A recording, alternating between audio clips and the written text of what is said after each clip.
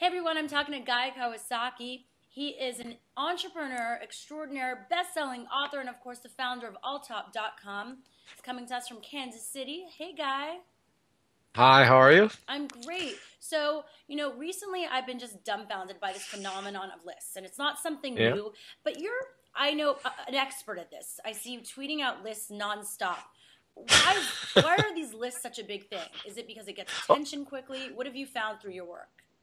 well, I think that lists force a structure upon the writer and therefore helps the reader to get as much information in a very short space or very short time as possible. So, when I read blogs, I think the blogs that are top 10 lists, that are bulleted or numbered, are much easier to read and much more effective. It's a very good thing. I wish everybody would use lists. So, but wouldn't that be boring if like every post was just a list? It almost would be do the opposite, like become so cliche that it doesn't even feel like you're bringing any depth to a story. Well, but I actually disagree. I think it brings greater depth to a story because, by definition, if you're making a list, you have to have three, four, five, up to 10 items. Hmm. Whereas if you're not making a list, you can just like mouth off and just stream of consciousness for the 5, 10 paragraphs, which is much harder to read. So, there are people who are bloggers who are confessing their greatest insights and their, all this kumbaya, touchy-feely kind of stuff.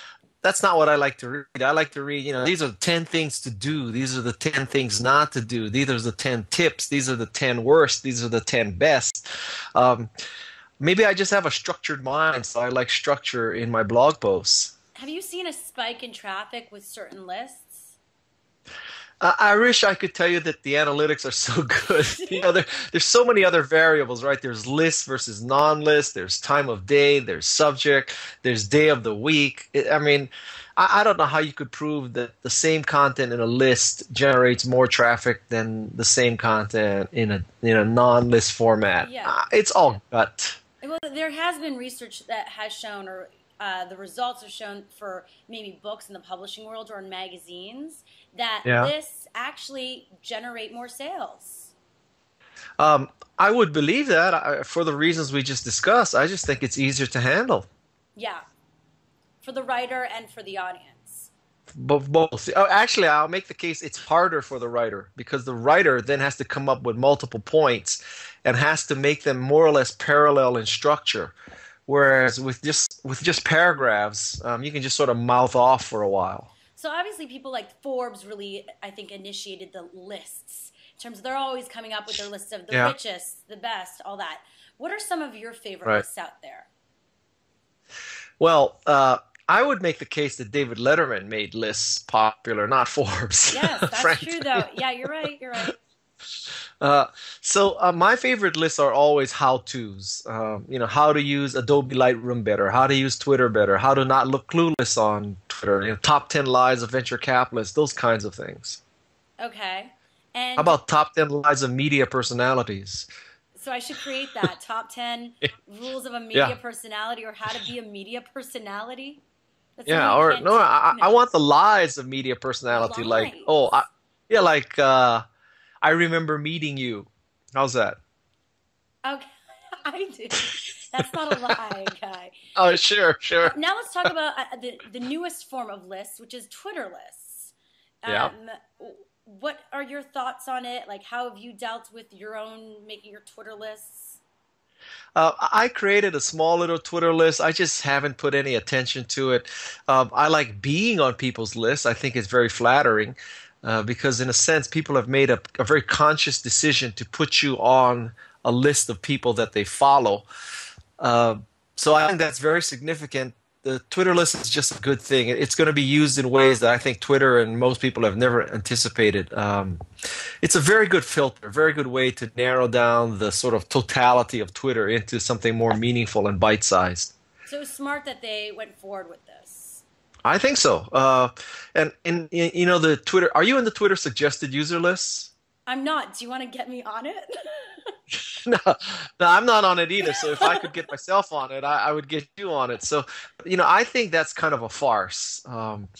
If you look at the people on that list, they have extraordinary high amount of followers because they're on the list. Yeah. But if you look at the number of updates they've made, or even the content of their updates, or the amount that they're retweeted, it's minimal. So that's the worst list of all. Of course, we're saying that because we're not on it. If we were on it, we'd be saying it's a great list, but that's a different discussion. We should right? just start our own SUL guy. Like an anti-SUL. Like at the That's site right. where you would go to that if you weren't Yeah. on the SUL. And this is the site to tell you really who to follow.